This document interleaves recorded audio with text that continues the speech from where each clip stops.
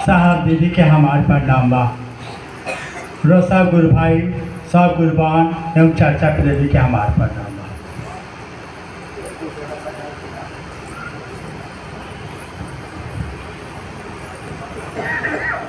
गुरु के दया से साहब दीदी के आशीर्वाद से रोरा सबके सहयोग से आज छपरा के करिंगा मोहल्ला में सक्रिय गुरु भाई बहन के बीच कुछ सुने और सुनावे के सौभाग्य मिलल।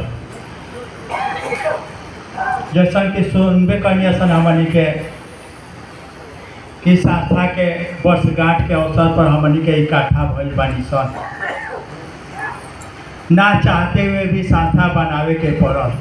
सब लोग जानता अगर संस्था ना रही तो हमनी के कहीं सिवान छपरा गोपालगंज में तक के ना रुकी, लेकिन बाहर गईला पर लोग रोके वाला बा।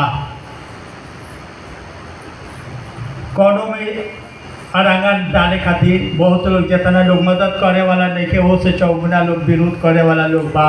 ये काहे लोग पैसा के विरोध करता, काहे लोग गुरु भाई बहन के अथी करता। हमनी के का विरोध कर साहेबे कहले बारे, याद रखे लोग साहब के चर्चा कि जो भी महादेव का चेला है या होगा गलत का डट कर विरोध करेगा। अगर हम रौरा ये काम नहीं सन कर हमरा रौरा सामने अगर गलत हो रहा बा, हम रौरा देख रहा बानी सन तो हम रौरा दोस्त के भागी बानी सन। नहीं सन गलत कर तब अगर हमरा रौरा सामने गलत के कर रहा बा, हम रौरा देख रहा बानी सन तो हम रौरा उतने दोस्त के भागी बानी सन जितना करे वाला बाबे। ठीक हो का हम रौरा कहता ऐसा कि महादेव आपके शर्मा जी से बात होत रहा ऐसे ही क्षेत्र में पैसा के अथी के सुचर्चा के नाम पर जब हो रहा बा नोटंकी कहले कि जब पूरा दुनिया में हो रहा बा तो हम कहने में हमारा भी कमी बावे। कम से कम हमरा रोज जितना औकात बा उतना तो विरोध करे सकते। पूरा दुनिया के तो नहीं कर सकत, लेकिन जितना औकात बा जितना दम बा उतना तक करे। खाली यही लेखा गोपालगंज के गुरु भाई आए बड़े हमनी के हम साहब के कहला से गोपालगंज जाए। साहब कहले हमरा डेट भी याद बा 29 अगस्त 2021 के। साहब खूब खिसिया के कहले कि तनी सिवा छपरा देख आ गोपालगंज देख, गोपालगंज छपरा देखे के कहले। हम गोपालगंज जाए लगली। गोपालगंज गैला के नतीजा भइल कि वो पैसा पर ब्रेक लागे लागल, मैंने ठगाई कम होके लागल। तो वो एक आदमी के फ़ोन कैल रांची, नाम नहीं बता सकत, रांची एक आदमी के फ़ोन कैल, वो हमरा के फ़ोन आई वजह से रांची से कि आप गोपालगंज जाना छोड़ दीजिए। हम कहनी कि जे हम साहब के कहला से गोपालगंज जाइए, अपना कहला से हम अपना मन से ना जाइए, साहब के कहला से जाइए। जाले ले साहब ना करिए, माना ना करिए ताले ले हम जाए। तब वो आदमी कहल हमरा से कि अच्छा एक बात बताइए उधर, अगर आपके ज़िला में दूसरे ज़िला के लोग आकर के महादेव महादेव करेगा तो आपको पैसा लगेगा। हम कहने कीजिए अगर पैसा नहीं लेगा तो हम उसका दिल से स्वागत करेंगे। अगर बिना पैसा के आकर के महादेव महादेव करेगा मेरे ज़िला में तो हम दिल से स्वागत करेंगे। अगर पैसा लेगा गुरु भाई बहन को ठगेगा तो जितने मेरे अंदर ताकत है सब ताकत लगा के विरोध करेंगे। नाम नहीं बता सकत, लेकिन हम कहनी जितना ताकत हो उतना ताकत लगा के हम विरोध करें। यानी जो भी महादेव के चेला हुई,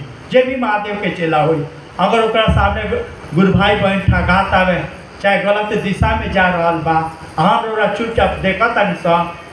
एक मतलब बा कि तो चेला तो है नहीं कि सन, आ जे ठगता उतने दोषी हमनियों के बानी सन देखता नहीं सन। तो हो यानी अगर महादेव के चेला बानी सन तो सचमुच में संस्था तो बनावल मजबूरी बा। संस्था खातिर हमनी के नहीं सन, हमनी खातिर संस्था बा।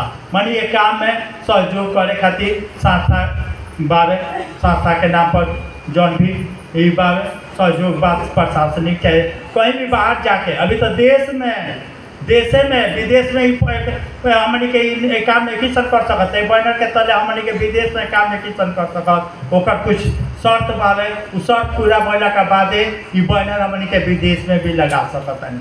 शर्त पूरा हो जाई तब, जब कि गुरु भाई बहन लोग बतावेला कि 3 करोड़ के लेन देन हो जाई तब हमनी के ऑथराइज होकर विदेश में ही बैनर लगावे के। महादेव के दया बावे, शायद दीदी के आशीर्वाद बावे कि जे आवे वाला साल में, अगला साल में विदेश भी जाए के मौका मिली। यानी हकीकत ई बावे कि एमे आदमी कुछ नहीं के करत ना। लोग कहत बापू सब बगाड़ के चाहे शाखा बनावे के, मैंने सब अपने आप के उबार के धक्का दे के कर रहल बा, करा रहल बा। एगो कहानी याद पड़ेला शायद के कहल, गौर से सुने लोग। कहानी ये बावे कि जे साहब हमेशा ही कहानियाँ कहत रहा कि जे पनिया जहाज पर कुछ लोग जात रहे। एक आदमी के लड़का गिर गई पानी में, पनिया जहाज पर से गिर गई लड़का। जेकर लड़का गिरल से ना कूदल, ओकर माइयो ना कूदली, ओकर बाबूजी ना कूदले। देखिए एक जना में सरदार जी रहा, सरदार जी कूद गए। कूदले तो अब जान बचाव खातिर अपनो छठ पर अथी तैरे लगले आ निकले लगले तो लड़कुओं के निकाल डाले। लड़कुआ के निकाले खातिर ना कूद रहा से सुने, अपने भी निकले लड़कुओं के निकाल डाले। जब लड़कुआ के निकाल के लिए अले तो पूरा जहाज के लोग जय हो जय हो जय हो जय हो करे लगा। सरदार जी की जय हो, सरदार जी की जय हो। सरदार जी के चलते लड़का बाँच गए ना तो मरिए गई रहा। जय हो कोई। सरदार जी वह एक लाइन कहला, जब हाला शांत भई तो कहला जे एगो बात बताओ लगी, जय हो तो बात में करियो लगी। पहले ही बताओ लगी कि धाका के देने रहा हमरा के, ना बुझाइल। यानी सरदार जी कूदल ना रहे, सरदार जी के केहू धाका देले रहे जे लौकत ना रहे। यानी कोनो अदृश्य सत्ता रहे जो धाका देलस आ जय हो करा देलस। यानी सरदार जी बचवा के कूदावे खातिर बचावे खातिर ना कूद रहा, केहू धक्का दे के कूदवा दल, बचवा के भी बचा दल। ठीक वही रखा जब ये दुनिया में चल जाई तो हमरो रोना बुझाई कि हम लोग के चेला बनवावे खातिर ना चल रही। केहू बा जे धक्का दे के काम करा के जय हो करा देता रहे। उ लोग भाग्यशाली बा, उ लोग किस्मत वाला लोग बा जेकरा के कोनो अदृश्य सत्ता धक्का दे के काम करा रहल बा। हकीकत ये बावे। बापू सभागार के भी बारे में लोग बतावला, सारा सपनों में आदमी ना सोचले रहे कि जब ये तरह के अथी सौभाग्य मिली जे बावे ना मिली। सपना में भी आदमी ना सोचले रहे। कहली कहानी में भी कहले बानी जे के उपा जे लौकत नहीं के धक्का दे के काम करा रहल बा। हमनियों के ये प्रयास बा, ये चाहत बा। यही खातिर हमनी के कोनो संगोष्ठी करी सन, चाहे बैठक करी सन, चाहे चर्चा करी सन कि हमारे गुरु भाई बहन भी ऐसा रिश्ता बन जा, वैसा रिश्ता बन जा कि वो सौभाग्य वो गुरु भाई बहन के मिले। ये सोच के हमनी के ई काम करे के कहले सन। और संस्था में मदद बात करे के एगो सच्ची घटना याद पड़ल। हम बैठल रहनी तो गुरु भाई नागेश से आके चर्चा कैला। ये हमारे भतीजा हुआ, इनका पापा सबसे बड़ भाई हुआ हमारे, मैंने 4 भाई में सबसे बड़ हुआ, सबसे बड़ हुआ। 2011 में उनका फालिश मार दल। 2011 में फालिश मार दल। सबे बढ़ले बा, भैया भी बढ़ले बड़े, भतीजा बढ़ले बड़े, दीदी बढ़ले बड़े, सब लोग जानता। संयोग से साहेब भाई वाले 2011 में वो अपना ममेरा भाई के लड़का के शादी में 11 में आई रहे जून में, और फालिश मरले रहे मार्च में फालिश मरले रहे। और जून में साहेब आई रहे होटल में खड़ा रहे। हम गए रही बाहर थी नॉर्थ ईस्ट शिव चर्चा करे खातिर शादी के कारण से हम बाहर होटल में गए। नॉर्थ ईस्ट से बार होटल में हम गए। गए के बाद साहब पूछले कि का हाल बाहू, तब जी ठीक बा। घर के का हाल बाहू, घर के हमेशा पूछत ना घर के का हाल बाहू, बीवी बच्चा कैसन, घर के का हाल बाहू, तो हम कहे जी ठीक बा। सब इनका पापा के नाम धऽ के कहले, मैंने बड़का भैया के नाम धऽ के। अशोक जी के का हाल बाहू, अशोक जी के का हाल बा, तो हम कहे जी 2-3 महीना पहले फालिश मार दिले रहा, अब ठीक बा।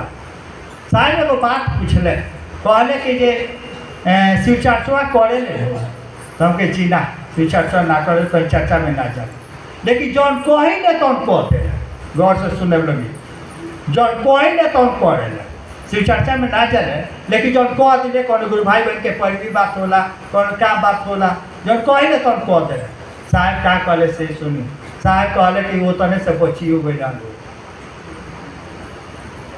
का बुझाइए हाँ ना बुझाए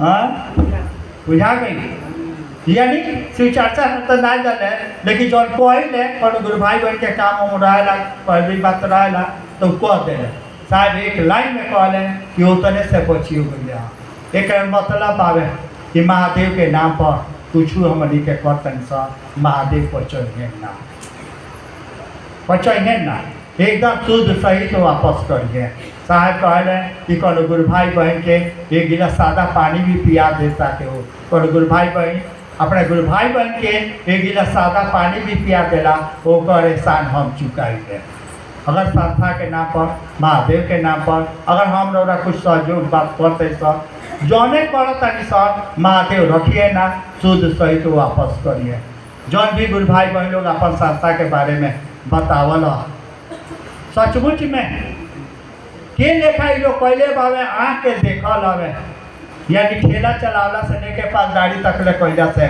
मूड़ी पर मोटरी ढोला से लेके कैले बालो खाली पैसा बचावे खातिर के लेखा कैले बालो जितना भी हमन के जाइले सब ये लेखा हमन के कहीं जाइले सनु तो कहीं चर्चा में जैसे आपके मंगनी है पानी तो बोतल के पानी मिलल से लेकिन चर्चा में अगर कहीं जाए सर टूर पर चाहे पंजाब गनी सन चाहे सिक्किम गनी सन चाहे हर एक जिला में जाए के मौका मिलता चाहे नॉर्थ ईस्ट जाए सन खरीद के पानी ना पी ले सन नले के पानी या कले के पानी पी ले सन तब महादेव महादेव करी ले सन यानी न जाए पैसा खर्चा ना करे दिले सन ना करी ले सन न करे दिले सन यानी केहू लेखा महादेव के काम करे खातिर के लेखा करी ले सन जे करेला सही बुझेला ना लेकिन हमनी के भागशाली बानी सब हमनी के भागशाली बानी सब किस्मत वाला बानी सब कि केहू बात हमरा रोड़ा के के इतना बड़ काम करा रहा बा इतना बड़ काम करा रहा बा हमरा बुझात नहीं थे जय महादेव से रिश्ता बनी जय महादेव से रिश्ता बनी तो यह बुझाए कि हम लोग कितना किस्मत वाला बानी सब धरती पर तो बहुत लोग कॉमन पहन बा बहुत लोग महादेव महादेव करता लेकिन हम लोग कितना किस्मत वाला बानी सब कुछ दिन आगे गैला के बाद बुझाई कुछ दिन आगे गैला के बाद बुझाई कि हमारा लोग के कितना साहेब महादेव प्यार करता रहे कि कुछ दिन आगे गैला के बाद बुझाई अभी ना बुझाई जैसे जैसे रिश्ता बनी साहब एगो बात कहले कि कोनो चीज़ के जाने ले कीमत ना बुझाई ताले ले ओकरा से लगाव ना हुई ये कीमत बुझा जा गुरु और शिष्य के रिश्ता के माने बुझा जा किताब में तमन के चिल्ला चिल्ला के कहता सब लोग पढ़ले बा के नहीं जाना गुरु गोविंद दो करे काको लागू पान बलिहारी गुरु आपने गोविंद दियो लखान सब लोग जानता यो जाना था कि जे शिष्य अमृत के खान गुरु के लखा दो बा शिष्य के लखा बा हाँ शिष्य बीच की बेली दी गुरु अमृत के खान शिष्य दियो गुरु मिले तभी शास्त्रा जान गुरु और शिष्य के रिश्ता के बारे में सब कौन किताब है जो नहीं बताओ क्या नहीं बताओ ये किताब तो यहाँ तक बताओ था कि जो राम के भी गुरु बनावे के पड़ल बा महादेव के चेला ना पहले महादेव के चेला पहले राम के भी गुरु बनावे के पड़ल बा कृष्ण के भी गुरु बनावे के पड़ल बा देवता लोग के भी गुरु बनावे के पड़ल बा दैत्य लोग के भी गुरु बनावे के पड़ल बा माँ पार्वती तो मेहरारूए रही महादेव के उनका काहे गुरु बनावे के पड़ल भाई उनका कौन कपड़ा लता के अभाव रहा है उनका कौन भोजन के अभाव रहा है उनका कौन बीमारी धोले रहा है उनका कौन बाल बच्चा के अभाव रहा है उनका गुरु बनावे के पड़ल यानी माँ पार्वती के भी गुरु बनावे के पड़ल बा सब लोग जानता इतिहास गवाह बा कि महादेव के पहला शिष्या रही माँ पार्वती यानी ऐसा कोनो किताब नहीं थे कोनो धर्म नहीं थे चाहे हिंदू धर्म हो के चाहे सिख धर्म हो के जैन धर्म हो के कौन धर्म के यानी गुरु ऐसा होके के चाहिए जेकरा अंदर ब्रह्मा के शक्ति होके, जेकरा अंदर विष्णु के शक्ति होके, जे परमात्मा से एक मेघ होके, परमात्मा से भी परे,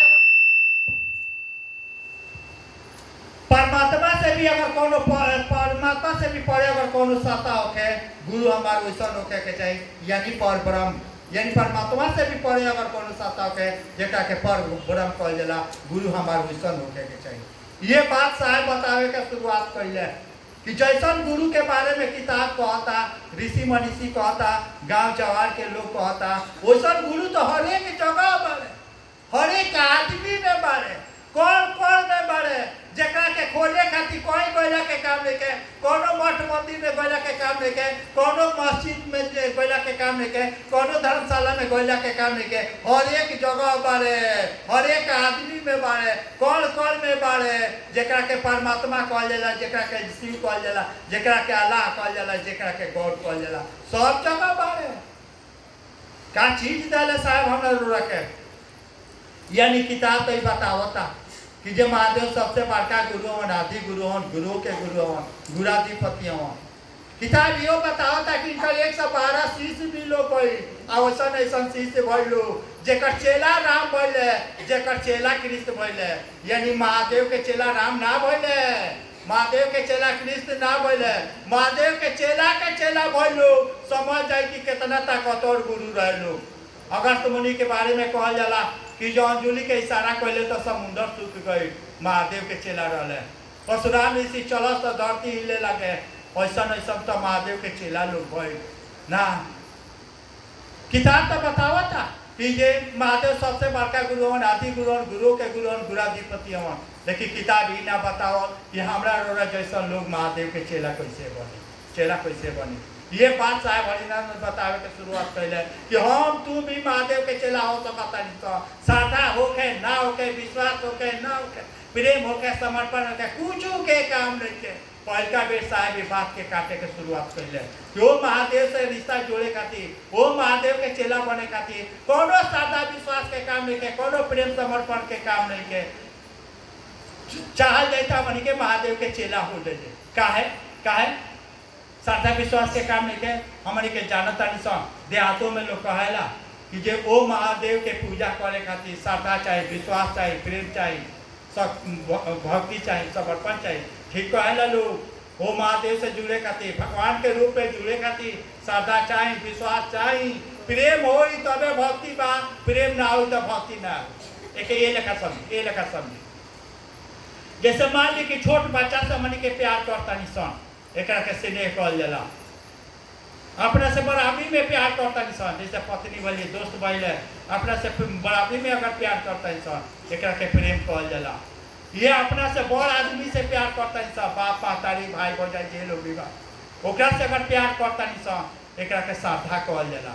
ये अगर कोनो देवी देवता से प्यार करता नहीं सन, लोग ना कहेला हम दुर्गा जी के भक्त हई, हम हनुमान जी के भक्त हई, हम गणेश भगवान के भक्त हई, लोग कहेला। ये अगर कोनो देवी देवता से प्यार करता नहीं सन, यही के भक्ति कहल जाला। बात बुझाता कि ना? चीज एके है। जे लका बेटवा से प्यार करता नहीं सन, भाषा खाली अलग हो जाता है। जे लका जल कहीं चाहे वाटर कहीं चाहे नीर कहीं, चीज एके है। पानी कहीं, जल कहीं, वाटर कहीं, नीर कहीं, सब के माने एक व्यक्ति जो पानी को होता। ठीक वही लगा स्नेह कहीं, प्यार कहीं, श्रद्धा कहीं, चाहे भक्ति कहीं, चीज एक बा वो प्यार के। हमनी के कहले सके देवी देवता से प्यार कैसे है? देवी देवता से प्यार ना करी ले सन। जैसे मान ली कि महादेव के लगे जल चढ़ावे जाइले सन, महादेव खातिर जाइले सका, सुल्तानगंज से पैना दम तक ले जाइले सब पैदल जल चढ़ावे खातिर, महादेव खातिर जाइले सका। बेटवा बेटिया खातिर जाइले सब, बेटवा बेटिया ठीक हो जाओ, कोनो IAS हो जाओ, कोनो IPS हो जाओ, कोनो इंजीनियर हो जाओ, कोनो डॉक्टर हो जाओ, कोनो समस्या ठीक हो जाए, घर बन जाओ, बेटा बेटी के ब्याह शादी हो जाओ। यानी हमनी के महादेव खातिर महादेव का लगे ना जाइले सब, बेटवा बेटिया खातिर जाइले सब। यानी प्यार बेटा बेटी से बा, मर्द मेहरारू से बा, ना कि महादेव से बा। साहब कहले अगर महादेव के प्यास बुझावे खातिर जाता रह, सोच के जाता रह कि हमारे महादेव प्यासल बड़े, सोच के जाता रह महादेव इतना घटिया नहीं कर कि तारा महादेव का लगे जाए के पड़ी, महादेव तारा लगे हुई हैं। लेकिन हमनी के तो महादेव के प्यास बुझावे ना जाए सन, हमनी के तो अपन प्यास बुझावे जाए सन, अपना बाल बच्चा के प्यास बुझावे जाए सन। एमें हमारा दोष नहीं है, हमनी के जीव भाव में बानी सन। जगत इतना ना भारी बा, इतना ना भारी बा कि महादेव तो बड़ी दूर के चीज बारे। हमरा रोरा मन पड़ता महादेव से भारी साला चप्पल बारे, चप्पल बा, सही बात बारे, महादेव से भारी तो चप्पल बारे। ये हमरा रोरा मन पर महादेव भारी हो जा ना, जे लका जीव भाव में बानी सन, जगत भारी बावे, चप्पल भारी बा हमरा रोरा मन पर, यही मानवा पर महादेव भारी हो जा। यही खातिर गुरु के जरूरत बा, यही खातिर गुरु के जौन कहले बारे तौन कहल जरूरी बा। ये ना कहनिया उहे परमात्मा खातिर श्रद्धा विश्वास प्रेम समर्पण चाहिए। अगर होई तब रोरा भक्ति बानी, यानी प्यार बा तो भक्ति बा, भक्त बानी, प्यार नहीं के तो भक्त नहीं थी। ये प्यार जगा देवे के काम गुरु करेले। यही से गुरु खातिर कोनो श्रद्धा विश्वास प्रेम के समर्पण के जरूरत नहीं है। जे लका मालिक के हमनी के डॉक्टर के यहाँ जाता नहीं सब, डॉक्टर साहब कहे का जे बीमारी ठीक हो जाए तब तू हो, अरे जब बीमारी ठीक हो जाए तो हमारे काहे खातिर तारा लगे ठीक हो लेखा। गुरु भी नहीं कन कह सक कि श्रद्धा हो जाओ, विश्वास हो जाओ, प्रेम समर्पण हो जाए तब तू हो। अरे सरकार जब हो जाए तो तारा लगे वही काहे खातिर, हमरा लगे कुछ नहीं के, हम एकदम चपाट बानी, एकदम बुड़बक बानी, ना हमरा जल चढ़ावे होता, ना प्रसादी चढ़ावे होता, ना अगरबत्ती देखावे होता, हमरा से कुछ नहीं के हो तो हम उतारा लगे आई बनी। सचमुच में अगर गुरु श्रद्धा जगा दे, विश्वास जगा दे, प्रेम जगा दे, समर्पण जगा दे, जौन हाल साहेब हरिनानंद के साथे भाई, जौन हाल मीरा के साथे भाई, जौन नीलम आनंद के साथे भाई, तो हमरा रोरा साथे होई। बसरते हम रौरा अगर शीश बन गई संत, शीश बन गई संत काहे खातिर साहेब जाने मेरे मधेपुरा में नौकरी करता नहीं तो ऑफिस से जात रहे डेरा, तो बीच में गुरु भाई लोग रोक दा कि जे सर एक खिली पान खा ली, सर एक खिली पान खा ली। साहब एगो दुकान में बैठा दलू, दुकान में बैठा दल लोग पान खाए खातिर, पान लिया खातिर चल गई। साहब कहता रहे कि वही जाए एक आदमी साधुनुमा आदमी बैठल रहे पहले से, साधुनुमा माने साधु के भेष रहे लेकिन साधु रहले ना, भेष साधु के रहे लेकिन साधु रहले ना, कैसे ना रहे से समझ ली। साहब उनकर संयोग से साहबे के कचहरी में कोर्ट में उनकर तारीख रहे, वो साधु बाबा के मठ के अथी रहे, का बोलेला मठ के अथी महत रहा, तो संयोग से साहबे के कोर्ट में उनकर तारीख हो रहे, वो दिन वो वही कोर्ट से आई रहे, साहब वही कोर्ट से आई रहे। तो 2 घंटा उनकर साहब बत कही सुनल, जब साहब से ना आई तो पूछ रहे, साहब का पूछा तरह से सुनी।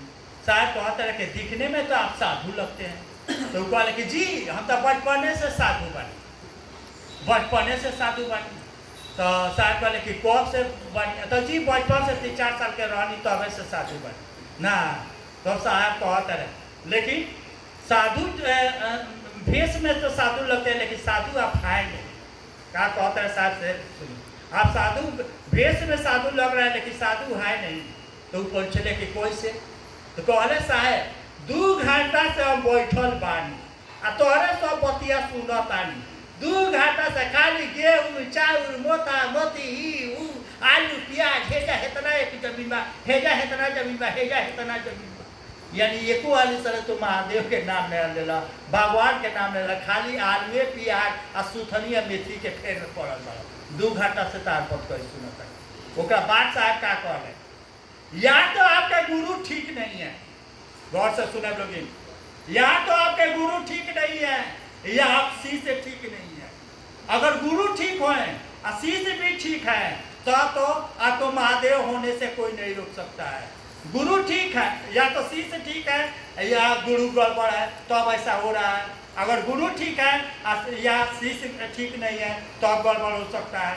यानी दोनों अगर एक होई तो सुथनी या मेथी से ओकर मन ऊपर होई। ओकर कामे बा, गुरु के कामे बा इस गुरु अपना शिष्य के मन में परमात्मा के प्रति प्यार जगावेले।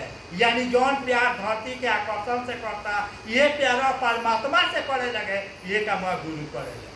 ओजा तो दोनों में कोनो ऐसी साइड जौन बतियल है, या तो आपके गुरु ठीक नहीं है या आप शिष्य ठीक नहीं है, या आप शिष्य ठीक है तो गुरु ठीक नहीं है। दोनों में से कोई ये वो तो गड़बड़ है भाई। तो अबे 2 घंटा से मेथी या सुथनी के बात कर रहे हैं, बात बुझाई कि ना। एजा तो हमनी के एके गो देखे के बाबे हमनी के गुरु तो ठीक बारे, काहे में तो कोनो दुमत नहीं थे। करोड़ों लोग ये बात के चिल्ला के कहता कि जब से हम महादेव के गुरु मनले बनी हमरा साथे हई भइबा हे लेके भइबा हइसे भइबा। करोड़ों लोग, एक आदमी 2 आदमी नहीं के कह, करोड़ों लोग ये बात के चिल्ला के कहता जे ना महादेव के गुरु मनले बनी तब से हे लेका भइल बा, हमरो भइल बा तब हम ना भइल बा। यानी गुरु तो ठीक बारे, जरूरत बा हमरा रौरा शिष्य बने के। बात बुझाए कि ना। बोला तो दोनों में कौन गड़बड़ी के चांस रहे, एक जगह गड़बड़ी के चांस बा। यानी गुरु ठीक बारे, हमरा रौरा शिष्य बने के बा। याद रखे लोग ना कहेला कि जे महादेव के गुरु बनाए के बा। अरे महादेव के का गुरु बनाए के? महादेव तो जब से सृष्टि बनल बा जया ले सृष्टि रही, तो जब से बनल बा जया ले रही तो नहीं गुरु रही है। ये वचन गुरु बारे न रिटायर करिए न बोरिए न शरीर छोड़िए। ये एकदम जब से सृष्टि बनल बा जया ले सृष्टि रही तो ले गुरु रही है। जरूरत बा हमरा रोरा चेला बने के ना। दीदी समझ लिया कि जे पहले हमने के कहते आइए गुरु आइए भगवान शिव को शिष्य बने, अब कहते आइए गुरु शिव के शिष्य बने। यानी शिष्य हमरा रोरा बने के वो महादेव बारे गुरु बारे, उनका गुरु नहीं के बने के, शिष्य हमरा रोरा बने के बने। ये शिष्य बने खातिर याद रखे लोग के चेला चेली बनावे खातिर नहीं क्या करे के। हमनी के ये बुझी ले जाता इन सब लोग के चेला बनाए। अरे हम लोग का लोग के चेला बनाए तो जाने ले वो महादेव के दया ना होई, वो साहब दीदी का आशीर्वाद ना होई, हमरा बनौले लोग चेला बनाता। इतना हौलू खेला बा, लेकिन बनी कब बनी जब रौरा चेला बन जाए तब रौरा चेला बनाए। बात समझे के प्रयास करी, समझे के पड़े। यानी महादेव के गुरु नहीं के बने के, महादेव तो गुरु बने, चेला हमरा रोरा बने के बाद जितना डिग्री पर हम रोरा एनएसएससी से भाव देव डिग्री के खेलाबा, डिग्री के खेलाबा जितना डिग्री पर एनएसएससी से भाव देव उतना डिग्री पर गुरु भाव मिली। रोरा मांगे के जरूरत नहीं के, जरूरत भाई अपन कनेक्शन मजबूत करी। जैसे मान ली ट्रांसफार्मर पर लाइन आवता है, अब वो ट्रांसफार्मर से पातर तार लगाए और ऊपर एसी चलाए तो 1 सेकंड चली का। हाँ, पातर तार पर बॉल और पंखा चल जाए, एगो बॉल जड़ जाई आ एगो पंखा चल जाई। अब ऊपर चाहे कि गीजर चलाई या हीटर चलाई, चल जलावे के पहले तार साफ छोड़ दी। बात बुझता नहीं कि ना यानी हाँ बॉल और पंखा चल, वो पातर तार पर बॉल और पंखा चले, लेकिन कनेक्शन तो बार वो ट्रांसफार्मर तो इतना ताकत बा कि गीजर हीटर कूलर एसी सब चला सकता। इतना ताकत बा, उतना ताकत में से एती आवता करेंट आ रहा बा। जरूरत बा कि तहार तारवा कितना मोट बा, तहार तारवा कितना मजबूत बावे, निर्भर ए पर करता। जितना मोट तार होई उतना काम करी, एसीओ चलाई, हीटरो चलाई, गीजरो चलाई, जौन मन करे तौन चलाई। कब जब तारवा मजबूत हो जाई तो ठीक होई लेखा। रौसी से भाव कितना डिग्री पर बा निर्भर ए पर करता, निर्भर ए पर करता। शिष्य भाव के माने का भाई शिष्य भाव जैसे मान ली कि रोरो कहता नहीं कि हम महादेव के चलाएं, हमू कहता नहीं कि महादेव के चलाएं, यो कहता है कि हम महादेव के चलाएं, साहबो कहता है कि महादेव के चलाएं। अंतर का बाबे? अंतर बाबे डिग्री के। सब लोग तो महादेव के चले बा, साहबो कहता है, हमू कहता है, रोरो कहता है, यो कहता है, यो कहता है, सब लोग कहता है कि महादेव के चले बन। अंतर का बाबे? अंतर बाबे डिग्री के। केहू पहलका डिग्री पर बा, केहू पहलका सीढ़ी पर बा, केहू दूसरा का सीढ़ी पर बा, केहू तीसरा का सीढ़ी पर बा, केहू चौथा सीढ़ी पर बा। अब साहब कौन सीढ़ी पर बा छोड़ दी। साहब कहले कुछ लोग ऐसा गुरु भाई बहन बा, बहुत कम ऐसा गुरु भाई बहन लोग बा जे 80 डिग्री तक ले गइल बा, बाकी अभी लोग नीचे ही बा। हमारा और इतने काम बा सूत्र करे के, इतने खातिर गुरु भाई बहन के जरूरत बा, इतने खातिर बैठक के जरूरत बा, इतने खातिर शिव चर्चा के जरूरत बा, इतने खातिर महादेव के दया के जरूरत बा, इतने खातिर साहब दीदी के आशीर्वाद के जरूरत बा कि हमारा डिग्रिया 50 के ऊपर चल जाओ। बस सूत्र इतने खातिर करे के बा, इतने खातिर करे के बा कि हमारा डिग्रिया 50 के ऊपर चल जाओ। जया 50 डिग्री पर चल जाई वो भी महादेव हमारा रोरा के पकड़ लिए। 50 के नीचे बानी सा, अभी महादेव से नीचे बानी सा, महादेव के पकड़ से बाहर बानी सा। हम एक ही किताब कहता महादेव, अभी महादेव के नीचे के लोग सुनता, महादेव का लगा आवाज नहीं खेगा, महादेव के नीचे के लोग सुनता। तो अब ये लेखा होता जया महादेव सुनने लगे तो यह का होई, महादेव वो दिने सुनिए जय हमारा डिग्री 50 के ऊपर चल जाए, यानी सी से भाव 50 डिग्री पर जाए तो यह महादेव सुनिए। साहब एगो कहानी कहले, गौर से सुने। एगो चरवाहा रहे, चरवाहा 10-12 गो गाय लेके चल जाओ जंगल में चरावे खातिर। जंगल में जाओ, जब लौटे के टाइम हो गए तो एक तरह के आवाज देव चरवाहा बैठले ना बैठल बा, एक तरह के आवाज देव सब गैया इकट्ठा हो जा सन।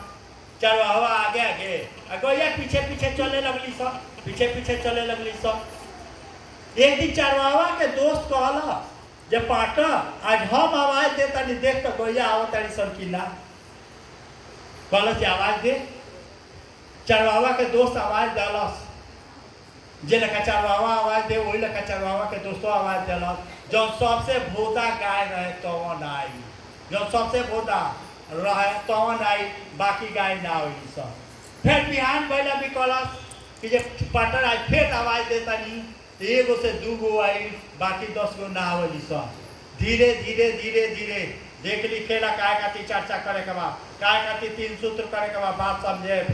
धीरे जाले ले चरवाहा लेखा, चरवाहा के दोस्त के आवाज ना हो गई, चरवाहा के लेखा चरवाहा के दोस्तवा के आवाज ना भई, ताले ले सब गाय ना होली सन। जौन सबसे चलाक गाय रहे तौन बात पकड़त रहे, समझत रहे कि ना अभी हमार मालिक नहीं के बुलावत, ई कौन नकले मारता।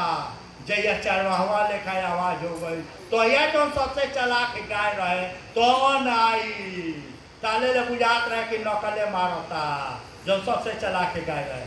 यानी एके माने का बोलनी अलमी, एके माने एके गो बा कि जाने ले हमारा आवाज साहेब हरिनारायण के आवाज के लेखा ना हो चाहिए, ताले ले महादेव का लगे हमारा आवाज ना पहुंचे।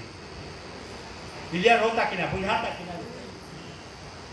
यानी जे लेखा साहब हरिनारायण के आवाज के माने का भाई, सिंहेश्वर मंदिर में जब साहब महादेव के मिठाई खियावे के नौबत आ गई, ये खाली साहब कहले कि बोलो इज्जत रखी हो, नवा सिवाय ना कहले, दया ना मांगले, कुछ ना कहले कि हम तार चेला है तू हमार गुरु, कुछ ना कहले।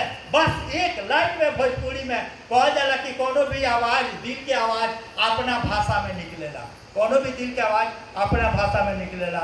सिवान के रहले भोजपुरी भाषा, एक लाइन कहले कि बोलो इज्जत रखी हो, दोसर का 2 हाली ना कहे के पड़ल, महादेव चल अइले।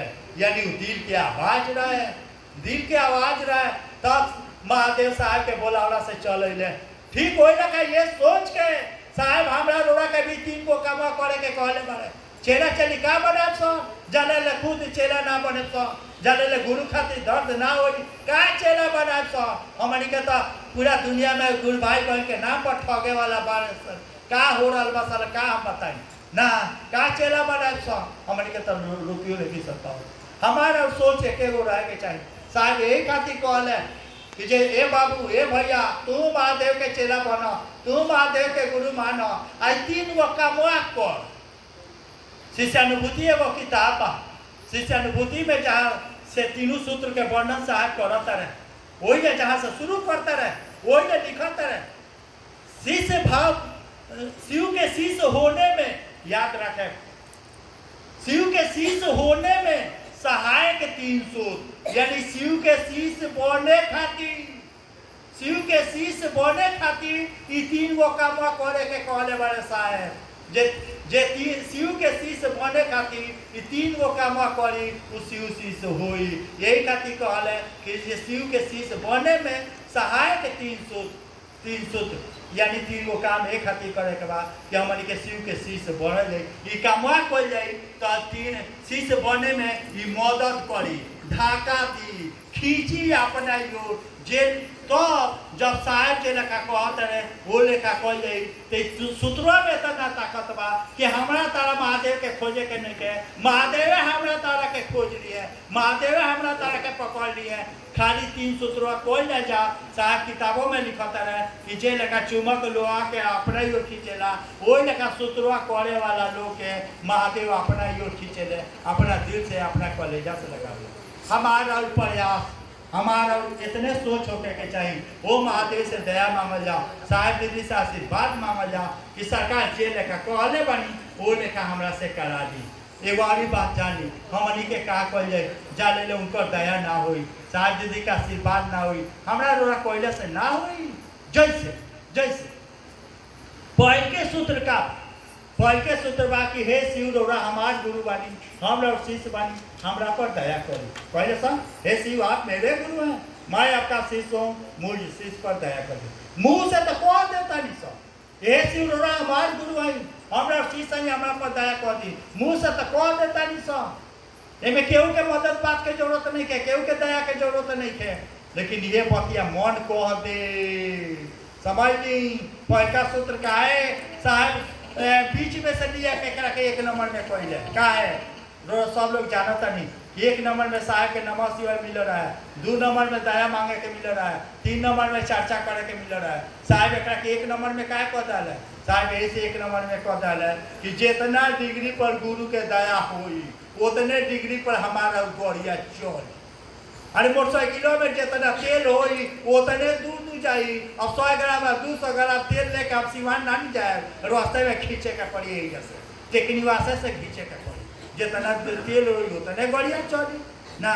ठीक वही लेखा जितना डिग्री पर गुरु के दया होई उतने डिग्री पर हमारा गाड़ी चली, जो उतने दूर जाए।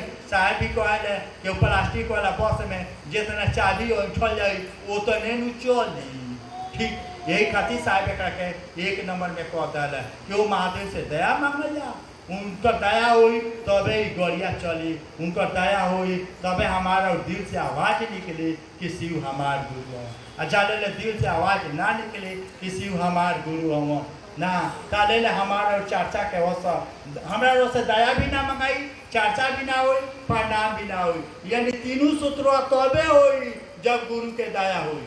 जैसे ना कनिया कि मुंह से तो दया मांग लेता है सब, मन से कैसे दया मंगाई, जेकरा पर गुरु के दया हुई। याद रखे जेकरा पर गुरु के दया हुई ओकरे मानवा कोई कि शिव हमार गुरु हो। मुंह तो सब लोग के कहता, जे ठगता सेऊ, जे ठगाता सेऊ, सब लोग कहता शिव हमार गुरु, शिव हमार गुरु मुंह कहता, लेकिन जेकरा पर गुरु के दया हुई ओकर मन कहे कि शिव हमार गुरु। आ जाने ले मन ना कही हमरा से दया भी ना मंगाई, चर्चा भी ना हुई, प्रणाम भी ना हुई, यानी जेकरा पर गुरु के दया हुई ओकरे चर्चा के अवसर सुने वाला के मन पर पड़ी, ओकर चर्चा हुई तो सुने वाला के मन महादेव की ओर जाई, मन पर महादेव भारी पड़ी है। जेकरा पर गुरु के दया हुई, जेकरा पर गुरु के दया हुई ओकरे से प्रणाम भी हुई। हमरा एकदम ईमानदारी से चाह जाओ। एक और बात जान ली, अगर सचमुच में अगर हम लोग चाहते हैं शिष्य बने के, सचमुच में साहब तो यहाँ तक कहते रहे, अंतिम संगोष्ठी के बात होता ला, अंतिम संगोष्ठी में तो साहब यहाँ तक कह दे रहे खाली चाहत हो जा शिष्य बने के। साहब के बात में दम बा ना कहनिया। अगर दीदी कहलिए कि जौन कहले बड़े तो करा होता है, एमें हमारा उनका अथी बढ़े। गुरु भाई बन लोग एगो भजन गावेला कि जे शिव को गुरु मान करके चर्चा किया मैंने जरूर है, शिव को गुरु मानकर चर्चा किया मैंने जरूर है, ये तो दया हरिंदर का, इसमें मेरा क्या कसूर है, मेरा क्या कसूर है। शायद यानी सब खेला उनकर पावे, सब खेला उनकर पावे। अंतिम संगोष्ठी में साहब एगो लाइन कहले, खाली शीश बने के चाहत हो जा बाबू, कोनो सूत्र मंत्र करे के जरूरत नहीं है, कोनो सूत्र मंत्र करे के जरूरत नहीं है। बगल में कचहरी बाबे स्टाम्प पेपर लिया और लिख के दे देता, हम तारा के महादेव के चेला बना दे, वादा करतनी हम तारा के महादेव के चेला बना दे, हम बना दे। साहब कहता रहे हम तारा के महादेव के चेला बना दे, कोनो सूत्र करे के जरूरत नहीं है, कोनो मंत्र करे के जरूरत नहीं है, हम तारा के महादेव के चेला बना दे। हमनी के सौभाग्य मिलल बा, ई पहिलका बेर हमरा रोरा जैसन आदमी, पहिलका बेर ना कनिया कि राम के भी महादेव के चेला बने के सौभाग्य ना मिलल, कृष्ण के भी महादेव के चेला बने के सौभाग्य ना मिलल, देवता लोग के भी महादेव के चेला बने के सौभाग्य, हमरा रोरा के सौभाग्य साहब हरिनारायण दीदी नीलम आनंद देले बालू, ई मौका गवा ना दिसन ना निकल ना जा, ई जो जन मौका मिलल बा, सौभाग्य मिलल बा, हमरा रोरा हाथ से ना निकल जा। यही खातिर हमनी के प्रार्थना करिले सर, निहोरा करिले सर। आ सचमुच में एगो बात बता दी, एगो बात बता दी, जाने बेरा हमनी के वो बेरा चर्चा के शुरुआत कैले बानी सन, वो बेरा चर्चा के शुरुआत कैले बानी सन। जाने बेरा साहब दीदी भी आवे लोग नु, साहब दीदी आवे लोग, खाना नाश्ता देला के बाद चर्चा सुने खातिर केहू ना आवे, याद रखे। वो बेरा चर्चा का हमनी के शुरुआत कैले बानी सन कि खाना नाश्ता चाय देला के बाद भी चर्चा सुने खातिर ना आवे। हमनी के चर्चा ना, साहब दीदी के चर्चा सुने खातिर लोग ना आवे गाँव के। ये रहल है गाँव में जाके बोला चलो लोगी ना, चलो लोगी ना, तो बहुत सारा केहू ना आवे, ना आवे। वो बेरा चर्चा के शुरुआत कैले, लेकिन चाहत रहे, चाहत एके गो रहे, मात्र एगो रहे कि जे हम यही खातिर चर्चा के शुरुआत करनी, मात्र यही खातिर चेला चेली बनावे खातिर ना, यही खातिर शुरुआत करनी कि हम साहब का लगे जाए तो का जवाब दे, साहब पूछिए तक आजो वही खातिर करी ले, आजो यही खातिर करी ले कि जे साहब पूछिए जे का कइल तो हम का जवाब दे। नमक खराब के लिस्ट में हमार नाम ना लिखा, यही खातिर रोडो लोग से प्रार्थना करी ले, निहोरो करी ले कि रोडो लोग महादेव के चेला बनी, महादेव के गुरु बनाई। यदि साहब पूछे तो का जवाब दे, ये जवाब देवे खातिर रोडो के निहोरा करी ले, प्रार्थना करी ले, चाहिए साहबों से दया मांगी ले, प्रार्थना करी ले कि हमारा गुरु भाई बन के सचमुच में महादेव के चेला बनाती, सब बनाती। यानी खाली चाहत हो जा जब हम महादेव के चेला बनी, ये सोच के ना कहनी ना कि इतना तो सोची कि हमारे डिग्रिया 50 के ऊपर तो जाओ के बाद इतना नखरा करे के बाद करी ना, कहाँ माना करे जाता नहीं। जे लेकर लोग कहले अपने बाल बच्चा के ए बाबू पढ़ लो पढ़ लो पढ़ लो नौकरी कर लो, ओकरा बाद इतना नखरा करे के बाद करत ना रही। ठीक वही लेखा हम अनियो के कहे सब अपने गुरु भाई बन के कि खाली महादेव से रिश्ता बन जाओ, 50 डिग्री तक ले चल जाओ, महादेव तारा के पकड़ ले, इतना तक ले करे ना, ओकर बाद जितना नखरा करे के बाद जितना बाबागिरी करे के बाद करी हो ना, खाली पूजा तक ले पहुँच तो जा। हमनी के सोच के खेला बा, खाली सोच के खेला बा। गुरु भाई लोग बैठे हमरा लगे तो हम कहिले कि साला सोच के खेला बा। महादेव हमरा तरह के ओरिजिनल बाबा बनावे खातिर बेचैन बड़े, ओरिजिनल बाबा बनावे खातिर महादेव बेचैन बड़े, असल हमनी के डुप्लीकेट बाबा बने खातिर बेचैन बड़े। सोच के खेला बा, सोच के खेला बा ना। जया रोरा महादेव के चेला हो जाए ना, महादेव रोरा के पकड़ लिए, रोरा कहे के पड़ी ए दीदी हमरा के काहे लेखा प्रणाम कर, ए दीदी हमरा के चर्चा में काहे नहीं की बुलाओ, ए दीदी हमरा के बैठक में काहे नहीं की बुलाओ, ना कहे के पड़ी। लोग निहोरा करी रोरा के बुलावे खातिर। साहब का लगे लोग चाहत जे कहता कि जे सरकार हमें फलाना गुरु भाई के अब चाहत नहीं अपना जिला में लिया जाए खातिर, भारत शर्मा जी ना, हम अपना जिला में फलाना गुरु भाई के लिया जाए के चाहता नहीं। साहब किसी यात्रा कहता तू काहे नहीं कहो ऐसा बनो जे तारा के लोग बोलावे, तारा लोग के बोलावे में लाज नहीं खेला गो। बात बुझाता कि ना, तारा लोग के बोलावे में लाज नहीं खेला गो, तू ऐसा काहे नहीं खबर कि तारा के लोग बोलावे। ठीक हो लगा सोच ली कि हम महादेव के चेला आई, हाँ हमरो पर साहब दीदी का आशीर्वाद बा, हम ऐसा बनी महादेव से दया मांगी, साहब दीदी से आशीर्वाद मांगी कि हम महादेव के चेला हो जाए, जैया महादेव के चेला हो जाए। साहब का कहता रहे कोनो चीज के लौकिक पालौकिक कोनो चीज के तारा मांगे के ना पड़ी, ये भी साहब के सोच बा। आजो मांगो तनी सब, यानी साहब का कहता रहे वो महादेव से ऐसा रिश्ता बनाओ जाओ, ऐसा रिश्ता बनाओ जाओ कि महादेव से मांगे के ना पड़े, महादेव तहार चिंता करो, ऐसा रिश्ता बनाओ जाओ। यानी शीश बनल जा, शीश के खाली मुंह से ना मांगे के पड़ता, कहे के पड़ता कि आज हई कद कल हई कद, एक मतलब आ कि रिश्ता कमजोर बा। महादेव से रिश्ता बन जाई, महादेव से कहे के ना पड़ी। गुरु भाई लोग का वाह वाह। आज तक साहब हमरा से सैकड़ों ना हजारों वाली पूछले हुए कि कोनो दिक्कत हो तो बोलो, हम कहे कि जी ना कोनो दिक्कत नहीं है। आज तक साहब से कहूँ के नहीं के पड़ल, याद रखे लोग महादेव के मंच पर बैठल बनी। आज तक साहब से कहे के नहीं के पड़ल कि सरकार तनी हमरा पर आशीर्वाद दी, हमरा पर दया करी कि हम सिवान छपरा गोपालगंज में चर्चा करी, जे लेखा कहतनी वो लेखा करी। आज तक हमरा साहब से नहीं के कहे के पड़ल कि सरकार तनी दया करी, आशीर्वाद दी, कुछ नहीं के कहे के पड़ल, कुछ नहीं के। अपनों काम खातिर साहब से नहीं के कहे के पड़ल कि तनी हई काम कह दी, कुछ नहीं के कहे के पड़ल, कुछ नहीं के कहे के पड़ल। खाली काम करे के चाहत हो जाए, केहू से दया मांगे के जरूरत नहीं के, केहू से मदद मांगे के जरूरत नहीं के, केहू बा जे धाका दे के रोड़ा से करवा दी भेल 100 टका। हाँ, केहू बा जे धाका दे के करवा दी, खाली करे के चाहत हो जा। बात बुझाई कि ना? सचमुच में हमारा डिग्री बढ़ जा, डिग्री बढ़ल बा इनमें कोनो दू मत नहीं है, बहुत तेजी से बढ़ता, बढ़तो बा, बढ़ल भी बा, ये दुनिया देख रहा बा। सचमुच में बड़ बोलापन होई, जितना लोग हमनी के नेटवर्किंग में बा, चाहे इंडिया के कोनो कोना में हो गए, ओकर चाल ढाल बातचीत सब कुछ अलग बा, बड़ बोलापन होई ढेर ना। लेकिन हकीकत ये बा कि जे लोग भी हमनी के साथ दे रहा बा, जे लोग भी हमनी के साथ दे रहा, हमनी के साथे पावे, जे लोग भी हमनी के बात मानता, ओकर कुछ और रंग ढंग बा पूरा दुनिया में। खाली यही जना सिवाने छपरा गोपालगंज ना, इंडिया के कोनो कोना में जाए, जे लोग भी हमनी से जुड़ल बा, ओकरा में दिखत आवे, ओकर बात बतकई लौकता, शीश से भाव बा।